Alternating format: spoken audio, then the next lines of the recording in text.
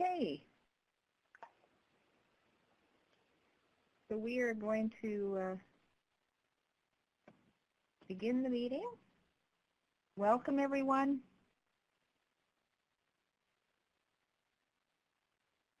Amy, you'll be able to welcome everyone to the meeting. Okay, good afternoon. My name is Amy Zaborniak, and I'm a graduate student at the University of Manitoba's College of Nursing in Winnipeg, Manitoba. I will be your moderator today. Welcome to today's Canadian Association of Schools of Nursing Mental Health Interest Group webinar titled Nursing Assessment Tools for Mental Health Status Examination.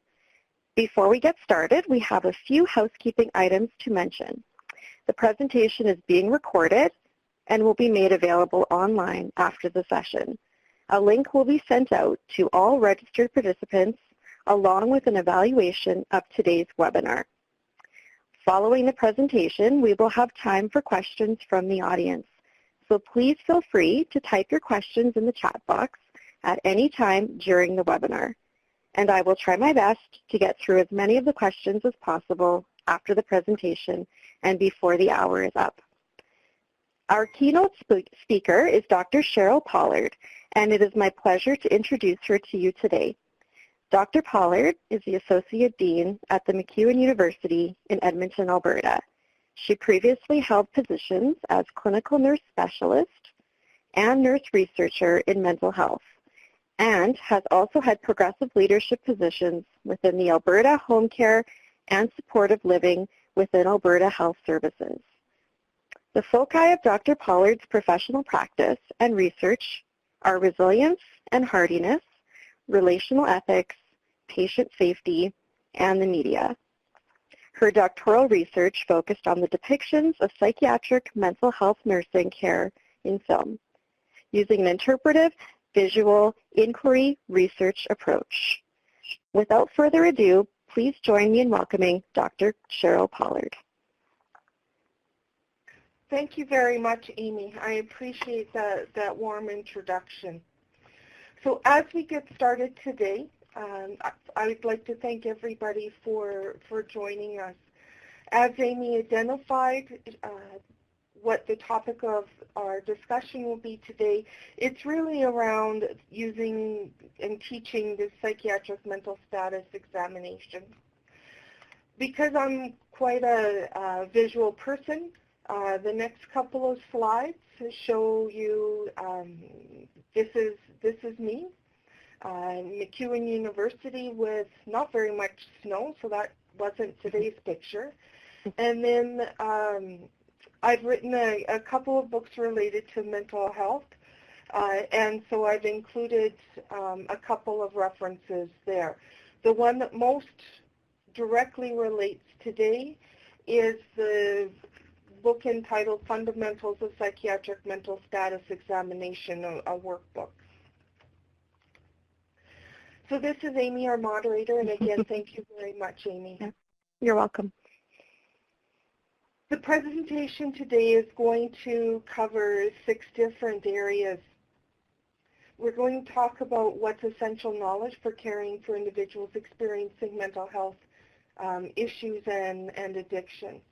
Then I'll talk about why I ended up writing the workbook, why is it structured in a particular way, what strategies could be used in clinical theory, lab, and simulation, really to increase students' engagement with mental health and learning about the mental status exam specifically.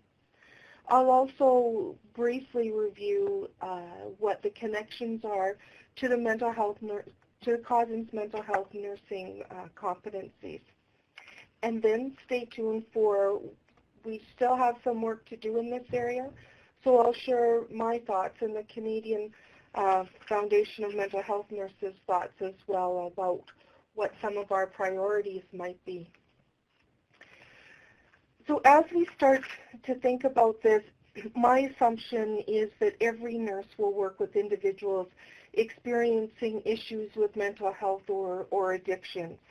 It's not about only people who are admitted to psychiatry will experience these issues. Really, it is everyone that will work with individuals who have mental health issues. So as we move forward today, please keep in mind that this is a foundational knowledge for generalists. My purpose was really to inspire undergraduate students to be interested in the mental health and well-being of their clients. And because of my background in relational ethics, one of the primary assumptions that I have is that caring starts with the relationship. As we move forward today, and if you have listened to me speak before or have read some of my writing, you'll know that I'm less interested in engaging in debate over what terms to use. You know, should we use mental illness, mental problem, mental disorder? Should we use client, patient, person? I'm really not interested in that, although I do recognize that at times those words are important and that words do have power. And I'm also not interested in whether or not there has been a perfect diagnosis made.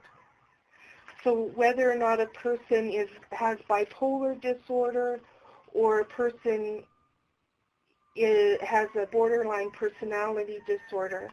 What I'm really interested in is having relevant clinical information gathered in regardless of what setting it's occurring in, whether it's in surgery, whether it's in medicine, long-term care, home care. As long as that information is gathered is what's important. I'm also very interested in communicating effectively with other team members. So when you see something that's going on, really having the capability to describe that, being able to share your impressions and your opinions with your team members.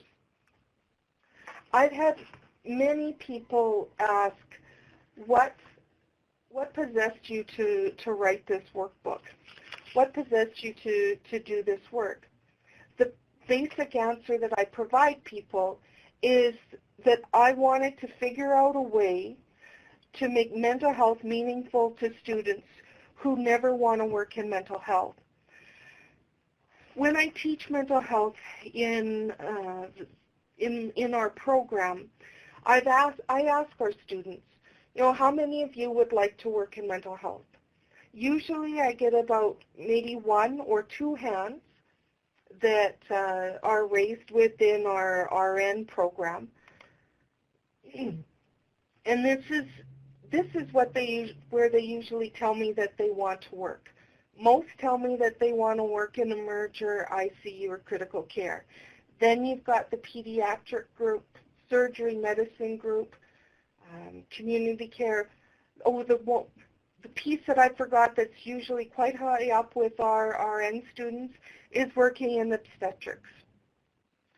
And then at the very bottom is psychiatry.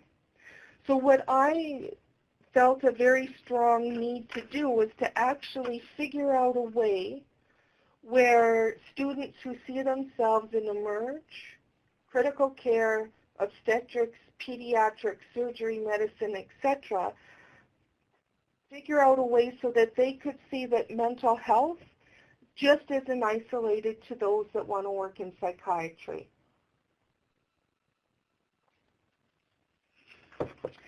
When I've done that, I've tried different strategies. One of the strategies that I found works well is I've had guest speakers come in.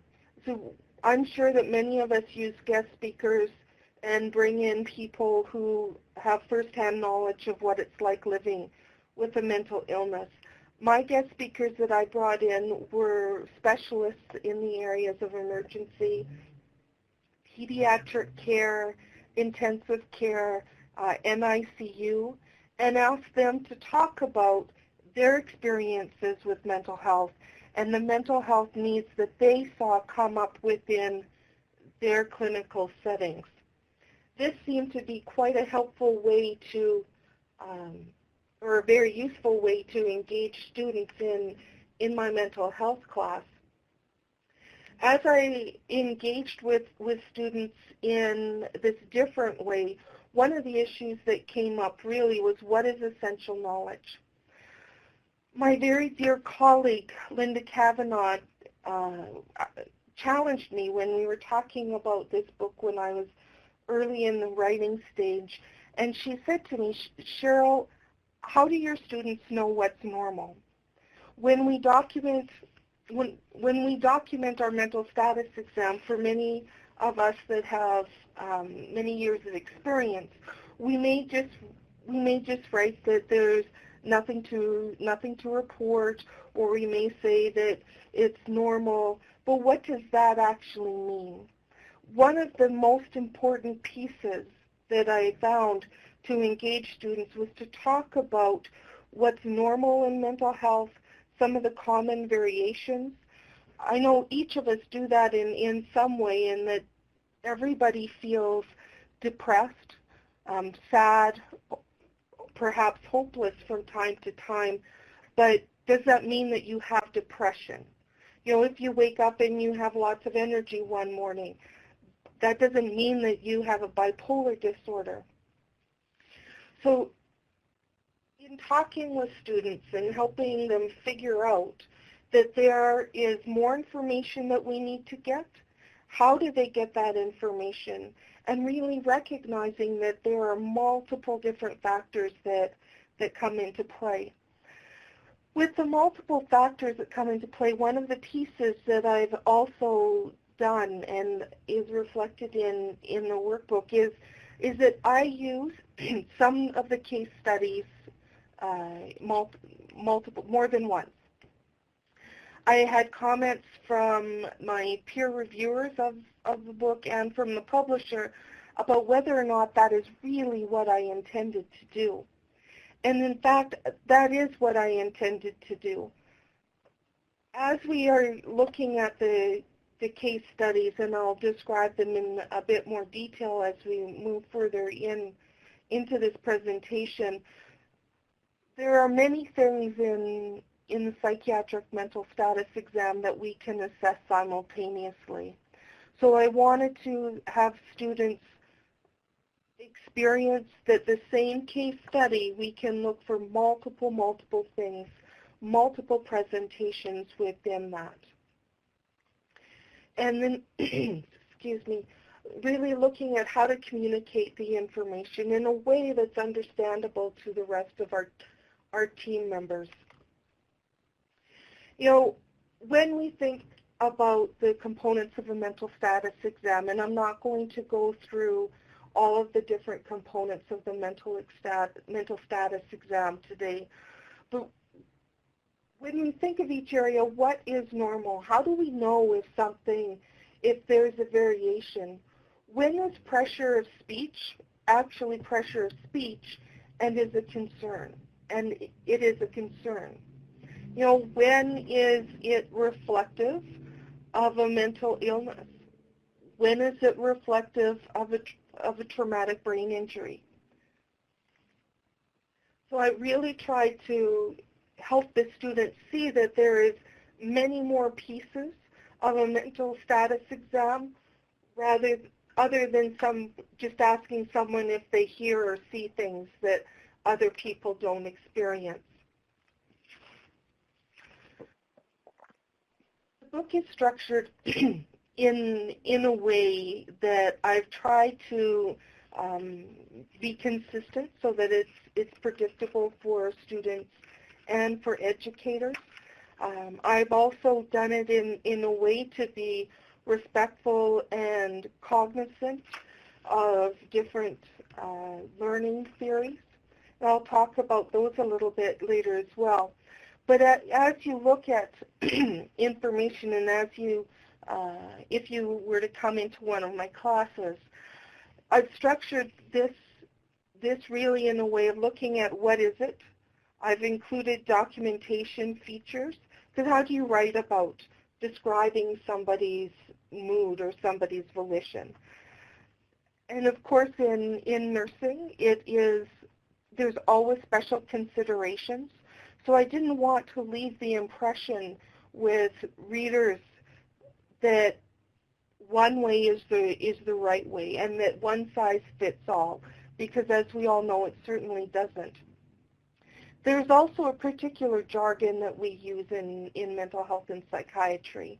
So I wanted to share a bit of that with the students and the readers as well. Then I generally share an activity, and this purpose of this is actually to start to work with a concept. The activities may be very simple, such as a search a word or perhaps a reflection. Then moving on to study questions that look at salient points, and then the case studies. One of the pieces that I have been asked about this is, you know, you didn't put all of the answers into the answer section. Why didn't you do this? Well, that was actually quite intentional. I believe that this book is a tool that educators can use, and it's not a standalone text. This is a tool, in my belief, that learning these skills requires some support. And our job as educators is to support the student as they work through this, as they work through learning how to do a mental status exam. When we think about a mental status exam, and now I'm moving more into why I've structured things the way that I did, we need to ask ourselves, what knowledge are we actually trying to impart? What do we want our students to learn? Certainly there's implicit knowledge, you know, the ones that we can easily write down and share, the stuff that fits onto the slides or in a textbook really well. This is also the knowledge that we can most easily test through multiple choice questions. And students like this kind of knowledge testing because they can memorize. They just need to memorize what's there, and then they've got it. Implicit knowledge, students will describe as being a bit more challenging, but explicit knowledge really is about the skills that are transferable from one area to another. And an example of this is certainly being able to conduct a psychiatric mental status exam, but another example is the ability to give an injection. You know, giving an injection to one patient or another patient or another patient, you're starting to use that knowledge repeatedly. The physical assessment is another area that really is that implicit knowledge. Listening to chest sounds, listening to bowel sounds, etc. Tacit knowledge, you know, is where do we want our students to be? Tacit knowledge is really that gained from personal experience. All of us, if we remember a time in our nursing career where, you know, we just had that feeling that something wasn't quite right. We did our mental status assessment, we did our physical assessment, and something just isn't lined up. That is really around that tacit knowledge.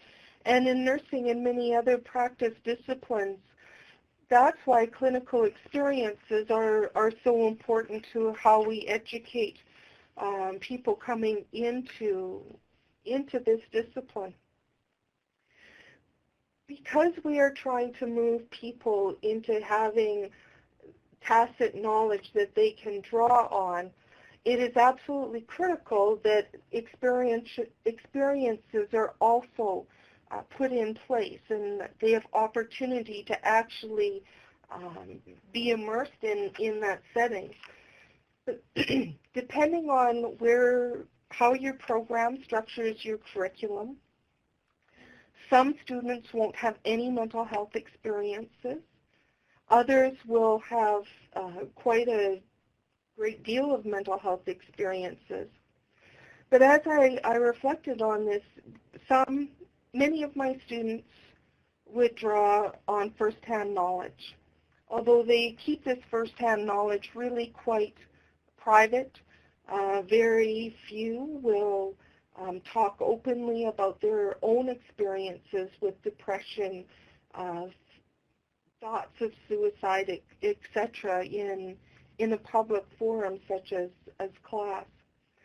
Others will draw upon their vicarious experiences, looking at their experiences and how they see depictions of psychiatric nursing care, depictions of people who have mental illness from film and video. So recently I was involved with a panel discussion and we were talking about, how does New Amsterdam portray people who have mental illnesses? How do they portray nurses? What are the nurses doing? What are the doctors doing? There's also depictions in Chicago Fire, The Good Doctor, The Resident. The one that comes most often when I ask people to think about what have you seen in the media around people with mental illness and the treatment they receive. Some will talk about One Flew Over the Cuckoo's Nest. Others will talk about news stories with individuals cutting off people's heads.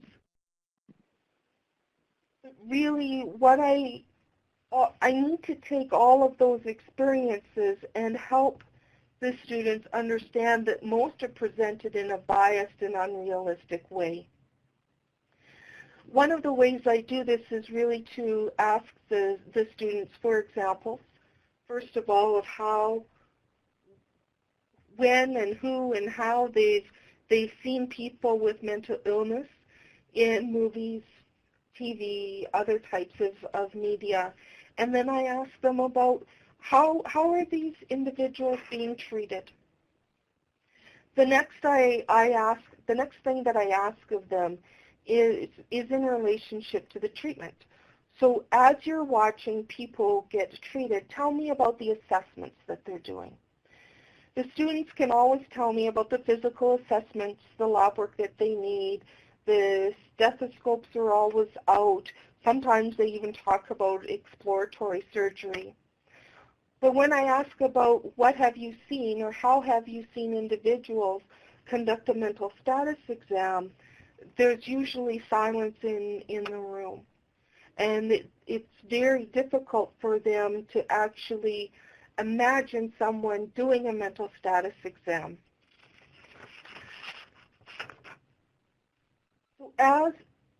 So this just brings me back full circle to how do we engage students that don't have experience in mental health. There are a couple of models that I thought about as I tried to construct different activities. And just want to come clean, I guess.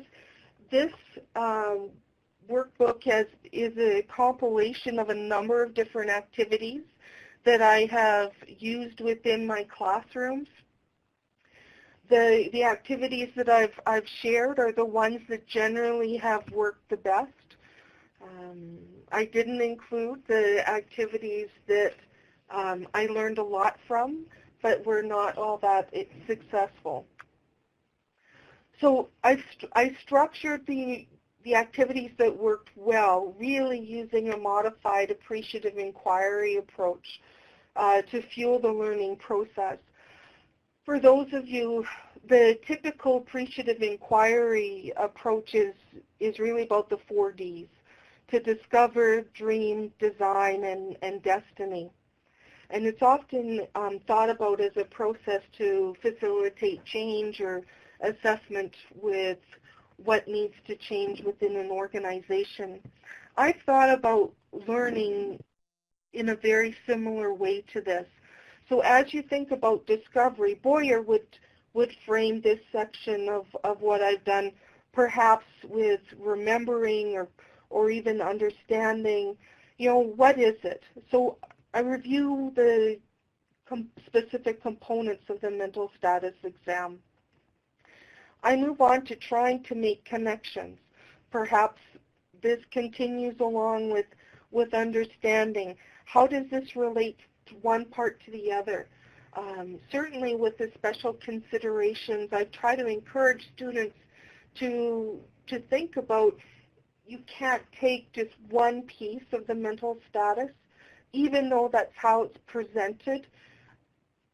When you put it all together, you need to think about things as a whole. Delineating is where I really ask students to discriminate and summarize. I've used study questions to do this. I've asked them to identify and explain key concepts and really what should be. With the case studies is really around creating and formulating ideas and opinions.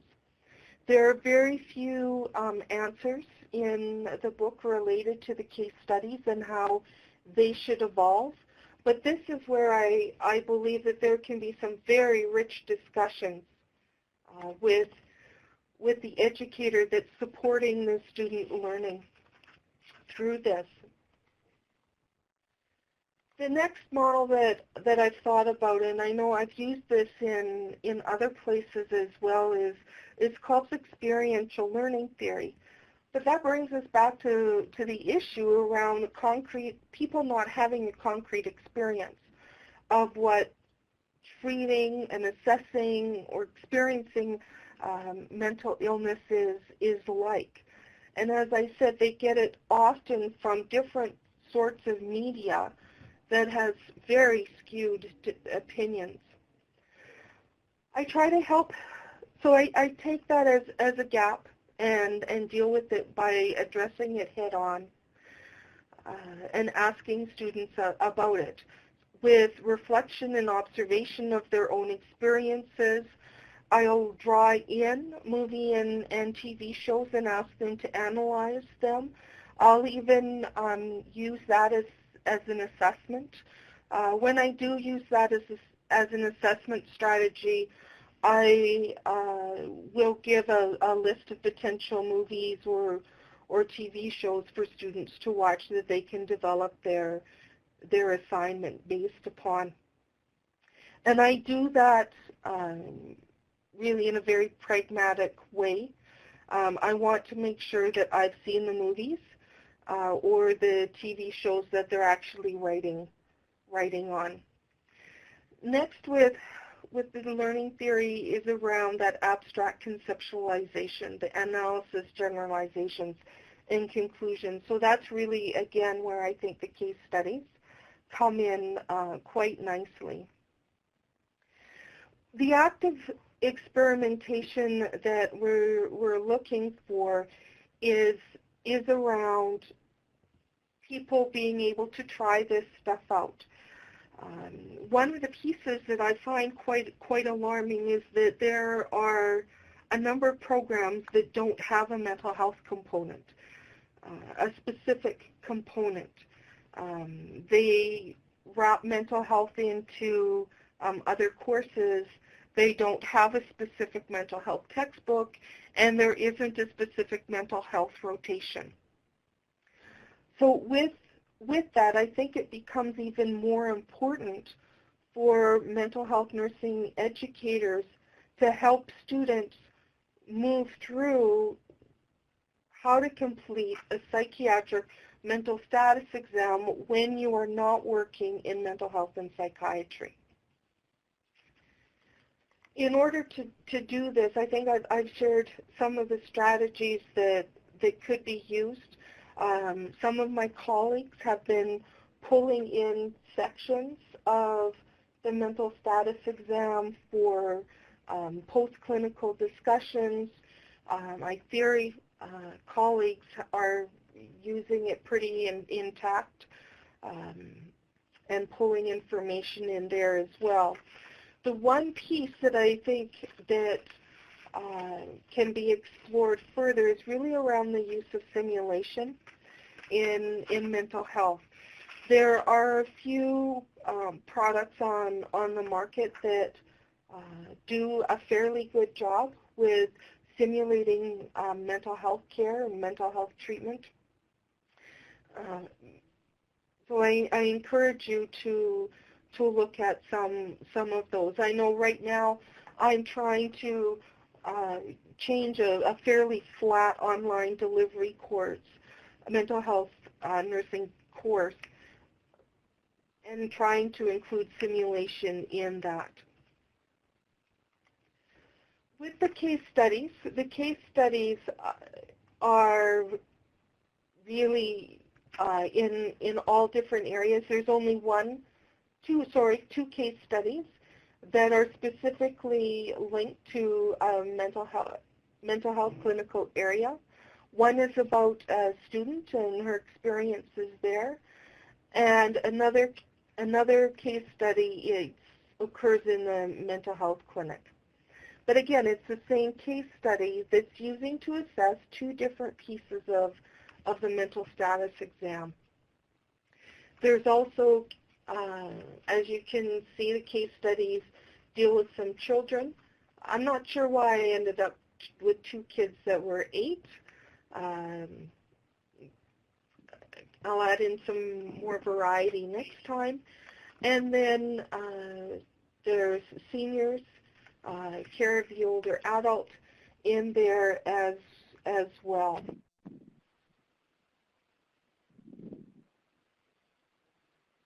I also think about the entry to practice mental health and addiction competencies for undergraduate nursing education in Canada that so many people have worked on. The 5 different competency domains, I do believe that knowing how to conduct and communicate an effective mental status exam relates to most of them, if not all of them. So the second domain, knowledge-based practice, and the competency area number 2, with the nurse using relational practice to conduct focused mental health assessment and developing a plan in collaboration, that speaks directly to the importance of conducting a mental health assessment. But again, I think they need to conduct that great mental status exam is around knowing how to do that in more areas than just in the psychiatric units or in the mental health clinics. The indicators related to this competency are around facilitating understanding of normal development, normal situational transitions.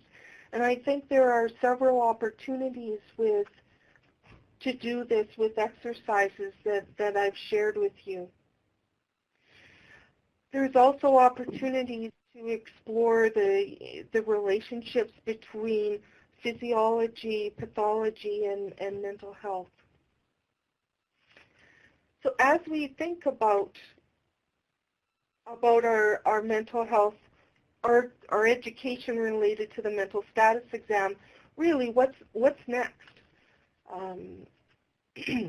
What's next, I think, is the need for educational research in mental health and addiction. My own belief is that there is a critical need in undergraduate nursing education to ensure that mental illness, and addictions are really provided within a general education program. Here are some stats that I alluded to before with the relationship between knowledge and competencies occurring through dedicated mental health courses. There are currently 102 nursing programs across Canada, and 20 of these programs don't use a mental health textbook at all. There are 73 LPN programs, and 18 don't use a mental health textbook either. The mental health textbooks that people do use are usually either the Barcarolas, the Canadian Psychiatric Mental Health Nursing, as you see there, which myself and Sonia Jakubek were involved with editing, or the Austin and Boyd. The Vercalis is the one that's used most commonly across the country. The Canadian Federation of Mental Health Nurses position paper identifies that there are still many questions to be answered and really advocate for the need for more educational research in mental health and addictions. There are two questions that they've identified. There are other questions too, but there are two primary questions that I think of are important. The first is the association between the hours of mental health theory, practice, and simulation, and how this relates to entry to practice, even pushing that further to link those to mental health competency. And then the other piece that I find so interesting and think a great research question is what is the efficacy of various approaches to teaching and learning mental health and addiction content to help students optimize stigma reduction and knowledge and acquisition of these skills.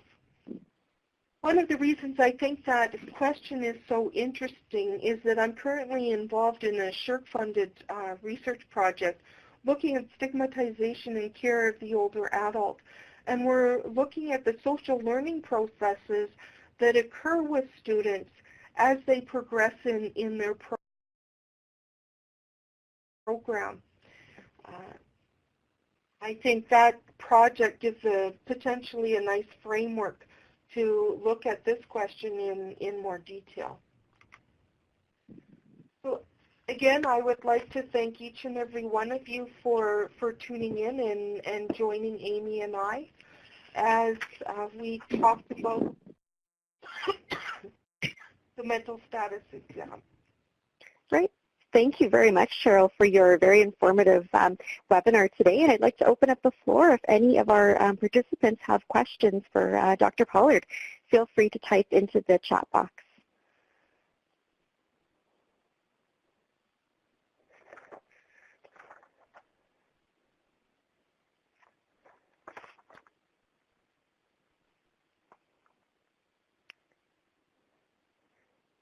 I actually can ask a question. So I did notice that you included cultural age factors in the workbook, which is fantastic with our population so diverse currently. Just wondering how you implemented the cultural factors within any examples within your workbook?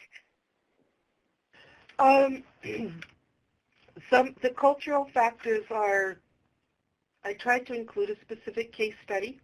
Okay. Looking at an Indigenous individual. And with the age factors, I've also ensured that there is at least one case study that depicts an older adult. Wonderful. And I just see a question here from Camilla. She is asking, how do we access the workbook? Thank you. Camilla, the workbook can be accessed. The publisher is Canadian Scholars. And so their website is www.canadianscholars.ca. And the title of the book is Fundamentals of the Psychiatric Mental Status Examination, a Workbook.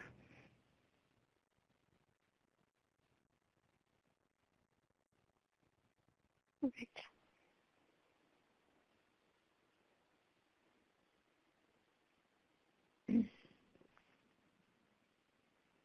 I just have somebody typing now, so we'll see what their question is.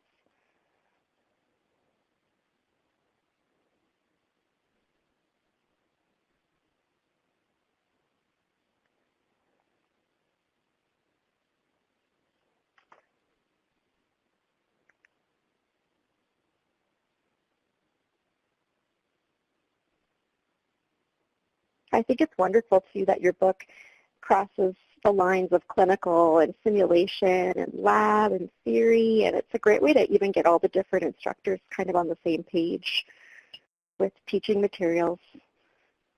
Well, that's one of the that's one of the pieces Mm-hmm.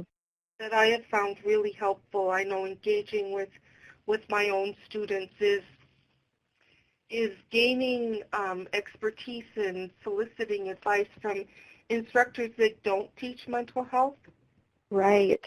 asking them for Right.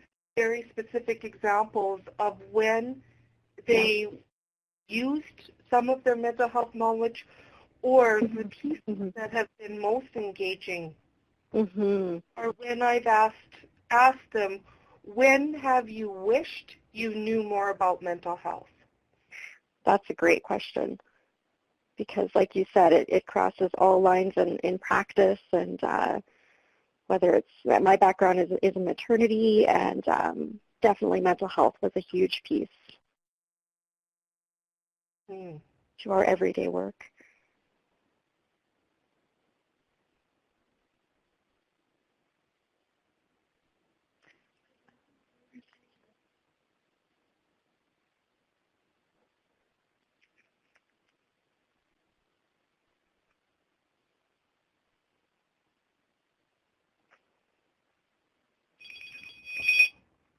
Well, I'm thinking if people come up with questions after we sign off, they are more than welcome to email me directly.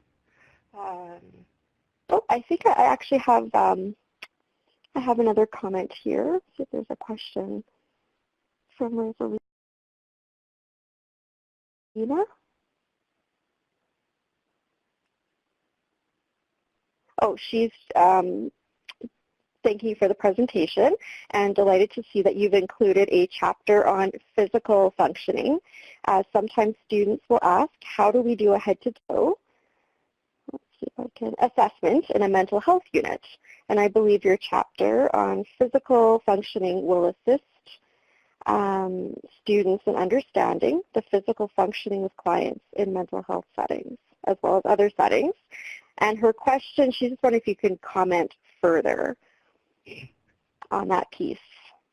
Sure, thank you, Rosalina. One of the pieces that I believe is so important is being able to conduct that physical assessment on a mental health unit or in various mental health settings. Certainly, I recall I was working casually at a tertiary psychiatric care center, and an individual came in, and she described a lump in her breast. And I currently just finished my RN. I started as an RPN, and I asked her if I could conduct a physical assessment. What was found out later is that she had very advanced breast cancer with metastases in various parts of her body. The other nurses on the unit, not all of them, but some of them, were really quite surprised that I would even consider doing a physical assessment, particularly even touching a patient to assess her. So one of the pieces that I do try to encourage students is for them to line up their physical assessment and their mental status assessment. They really see those as two different things, and so I try quite diligently to help them see those as interconnected pieces of the same thing.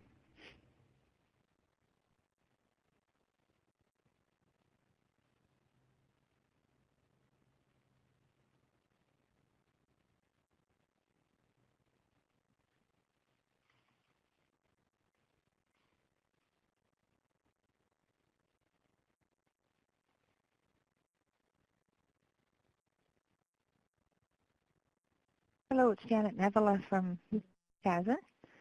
I wanted to thank Dr. Cheryl Pollard and Amy Ray for doing the webinar today. I think it went really well. We had 20 participants, and I will be sending out the link, as Amy Right. Ray mentioned. Afterwards, it will be on YouTube, and you'll be able to see the slides and hear the presentation and the questions. And I see that there's another question there, Amy Ray, so I'll let you take it on. Yes, absolutely. Yes. Rosalina, just wonderful. I appreciated how you have gone into further exploring physical functioning, such as patterns, sleep and appetite, etc. Wonderful. All right. Thank you very much. Yeah. Perfect. So as Janet had said, at this point we will wrap up today's webinar, and we would also like to thank Dr. Pollard for sharing all of her valuable work in mental health nursing education, and also many thanks to the staff from CASN for technology support, and to all of you in the audience who joined us for the webinar. And as Janet mentioned, take the time for the webinar evaluation to provide feedback on today's session. Have a wonderful day. Thank you, Amy Ray, and thank you, Cheryl. Thank you. Have a good day and have a good mental health month. Bye-bye. Bye now.